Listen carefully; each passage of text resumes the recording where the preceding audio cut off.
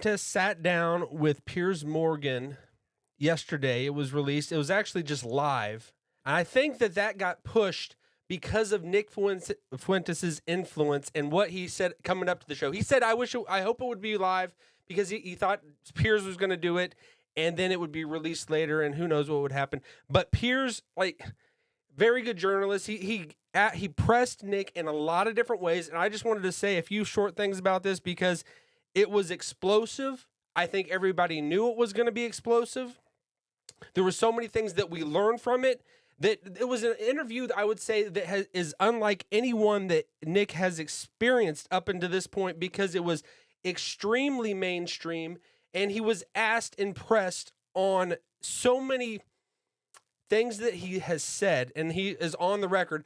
I know we say on the record, but it's like sometimes like Nick has been so off the reservation because he's been so blacklisted from everybody. It seems weird to say anything's on the record that he has done because everything that he's set up into this point, it's been on his own thing. He's been deplatformed from so many different platforms that are out there. And now he's just coming to light. So he's on the record, I guess, because you can pull footage from everything. And that was what Piers did through the whole interview. It was pretty much clip after clip. The thing that Ben Shapiro did a few, maybe a month or so back, where he just did, and he just lit it up and just showed everything that Nick has said and just everything that's been the most provocative things because they're all clipped.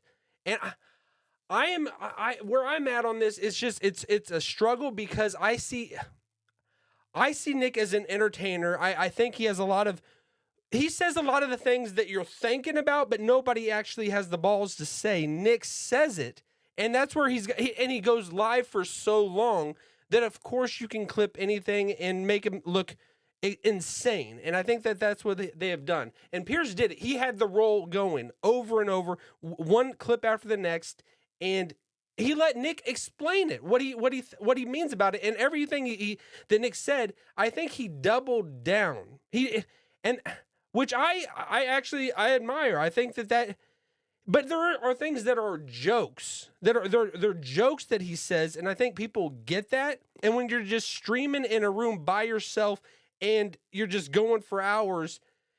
He says crazy things. He has said crazy things, but he's making it light. He's making it funny. When he's serious, he's serious. I don't want to be like, I'm not a person that is just going to be an apologist for Nick Fuentes, but he is what drives me the most insane is how people don't feel like they can say what they want. And he has taken it to the extreme, almost to swing that pendulum back, maybe align it more so that people can, we get out of this just cancel culture, out of this political correctness bullshit that we are always in, that we're always finding ourselves in, wherever you're at, because you feel like you can't say what you really think.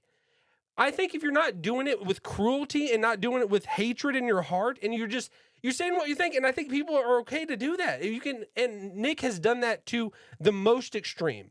And I admire him for that. But I would also say I don't agree with a lot of the things that he says. I don't agree with a lot of the things that he says, but he's so funny and he's so entertaining. He is the epitome of entertainment now. And if you watch the debate or the conversation that they had, Piers, he had just this posture where he was very,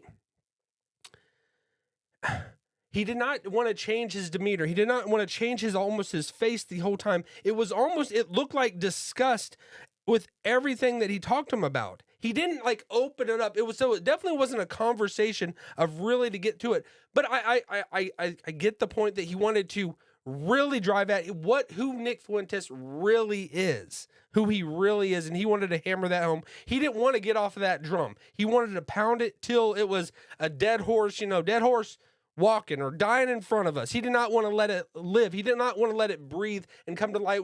Which I think misses the whole point. If you're just on guard and you feel like you just don't want to be, he didn't want to just ease into this kind of this posture of just, oh, you're cool, I'm cool, let's just get along. He wanted to be the journalist, but it was gotcha the whole thing. It was all about catching him. And I think Nick was a lot more loose. Nick was loose throughout the whole conversation. There were when it got brought up about his father, you could see that almost that it had been turned. When he brought up Tucker's father, and Tucker did not like that at all, we saw the reaction of what it feels like to have your father talked about, or anyone that you love, really, but specifically your father. And Nick did not want to go down that road, and he was immediately, you could see just everything just stuck up, and he got, that is the one thing that threw him into defensive mode when that was brought up, and when when Piers kept pressing him about it and kept saying it, because, well, you've thrown it out there on the public domain. Why can't I talk about it? And I think Nick, he just said, take my father out of it. Don't bring him up. And maybe that was just why Tucker was so pissed off about it when his father got brought up, which anybody was. If you do anything like that, say it about somebody who they love, you're gonna be not who you really are. You're not gonna say what is maybe what you've thought through. You're not gonna be thinking clearly. And I think Piers got him, and he, like the tabloid journalist that he came from and what he is, he is amazing at sparking controversy. So I think everybody understands that, and he knew how to get under Nick's skin, and he got under it in that part. But I think that was the only thing that got under him. But everything else, I think, overall, I think Piers did a good job. He didn't change his viewpoint, didn't change his stance. He wanted to prove the thing that he already believed. So I don't think he came into it with an open mind. He had Nick in his bubble, in his box, that he didn't want to. He wanted to paint him as the portrait that Piers already had in his heart and not in his mind. And I'm going to say this, and I know this pisses everyone, people that hate Nick Fuentes. If you don't like him and you don't have an open mind, I mean, just to hearing him out, you think he says detestable things.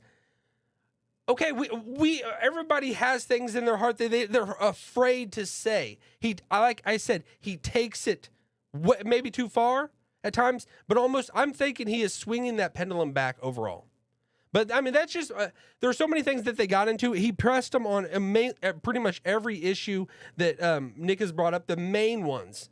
But Piers didn't change his stance. He didn't move it all closer to him. He just wanted to, like I said, paint him in the portrait that he already had in his mind of Nick Fuentes.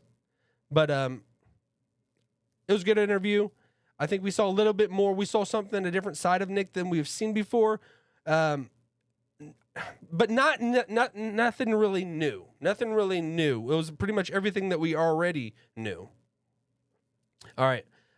We'll leave it at that. Smash that like button. Follow me on X and Instagram at Brandon Fogel.